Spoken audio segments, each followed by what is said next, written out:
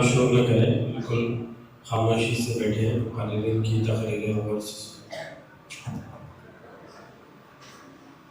الحمد للہ وحدہ والصلاة والسلام علی من لا نبی بعدہ اما بعد فاعوذ باللہ من الشیطان الرجیم بسم اللہ الرحمن الرحیم قال اللہ تعالی وتبارک فی کلامہ المجید والفرقان الحمید وما ارسلناک الا رحمتا للعالمین صدق اللہ العظیم وقال النبی صلی اللہ علیہ وسلم انما بعثت معلما او کما قال صلی اللہ علیہ وسلم۔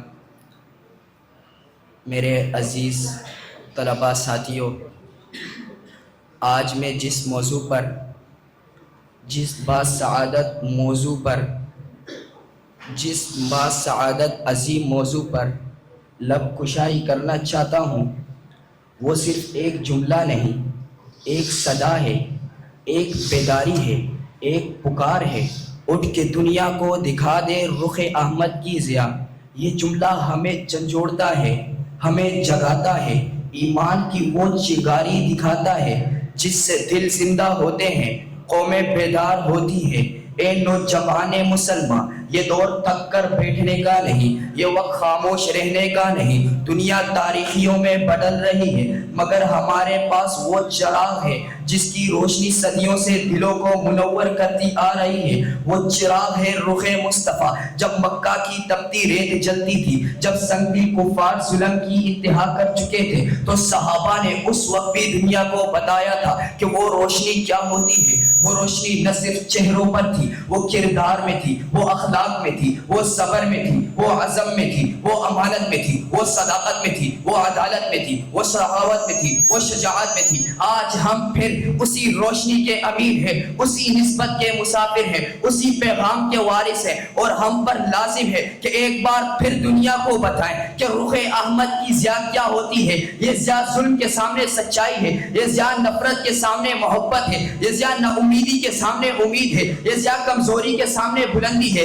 یہ ضیاء پستی کے سامنے جرت ہے۔ جب بدر کے میدان میں 313 تھے لیکن دلوں میں ہزاروں کا حوصلہ تھا، یہ بھی اسی ضیاء کا نتیجہ تھا۔ جب احد میں زخموں سے چور جسم کھڑے تھے، یہ بھی اسی ضیاء کا نتیجہ تھا۔ جب تبوک میں بھوک پیاس گرمی فاقہ تھا مگر قدم نہ رکے، یہ بھی اسی ضیاء کا نتیجہ تھا۔ جب قادسیہ میں بے سر و سامانی تھی لیکن اللہ پر توکل اور یقین تھا، یہ بھی اسی ضیاء کا نتیجہ تھا۔ جب یرموک میں افرادی قلت تھی لیکن سینہ ایمان کی روشنی سے مالا مال تھا، یہ بھی اسی ضیاء کا نتیجہ تھا۔ جب یرموک میں کچھ بھی نہ تھا، پاس کچھ سامان نہ تھا، یہ بھی اسی ضیاء کا نتیجہ تھا۔ سپر پاور سے ٹکرا جانا، تند و تیز ہواؤں کا رخ موڑنا، باطل کے سامنے سیسا پلائی دیوار ثابت ہونا، یہ بھی اسی ضیاء کا فیضان تھا۔ غرض ان کی ہر ادا و سدا، گفتار کردار، چال و چلن، رہن سہن، بول و بھاش، کمالات تجلیات، اخلاق و صفات، بلکہ ان کی زندگی کی ہر چیز اسی ضیاء کے فیضان کی مرہون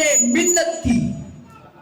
سامعین محترم، آج وقت آپ سے سوال کرتا ہے کہ آپ دنیا کو بتاؤ گے کہ رخ احمد کی ضیاء کیا ہے؟ کیا آپ اپنے کردار سے یہ روشنی پھیلاؤ گے؟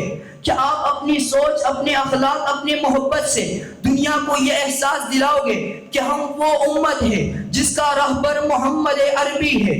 یہ ضیاء کتابوں میں نہیں، یہ دلوں میں اترتی ہے۔ یہ ضیاء لفظوں سے نہیں، یہ کردار سے پھیلتی ہے۔ یہ ضیاء زبان سے نہیں، یہ اعمال میں پھیلتی ہے۔